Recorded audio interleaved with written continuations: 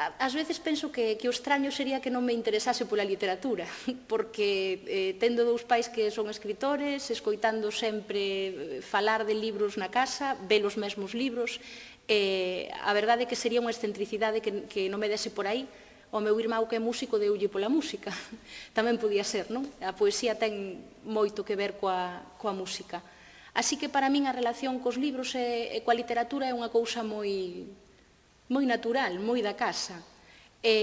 O que sí que pode ser curioso é que ao comezo, cando empezaba, case sentía vergonza, sentía pudor e tiño moi calado para min o de escribir. Tamén penso que aí o feito de ter dous pais escritores podía nese sentido. E entón, para min, a escrita era o que vía deles e o que tentaba, de algún xeito, facerme cercana a eles, pero tamén era algo que lles escondía e que trataba de furtarlles, non? Como para conquistar un territorio propio dentro do seu territorio.